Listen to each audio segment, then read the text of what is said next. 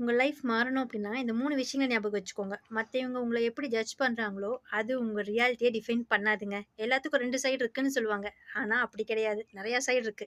உங்களுடைய எல்லா சைடும் உங்களுக்கு மட்டும் தான் தெரியும். அத கொண்டு போய் மத்தவங்களுக்கு ப்ரூவ் பண்ணணும்னு நெனைக்காதீங்க. நீங்க உண்மையா யாராவது இருக்கணும்னு நெனைச்சீங்க அப்டின்னா, உங்களுக்கு மட்டும் இருங்க. அப்படி பண்ணீங்கனாவே நீங்க ஹேப்பியா இருப்பீங்க. நம்பர் 2 உங்ககிட்ட ஒரு சீக்ரெட் வெப்பன் இருக்கு. என்ன தெரியுமா? ஸ்மைலு. பக்கத்துல இருக்கவங்கள பார்த்து கொஞ்சம் சிரிச்சு பாருங்களேன், பல்ல காட்டி. அவங்களும் சிரிப்பாங்க. சரியா? எமோஷன் வந்து மாறும். அவங்களுக்கும் வந்து ஒரு ஹேப்பினஸ் இருக்கும். உங்க சிச்சுவேஷன் எப்படி இருந்தாலும் சிரிக்க மறந்துறாதீங்க.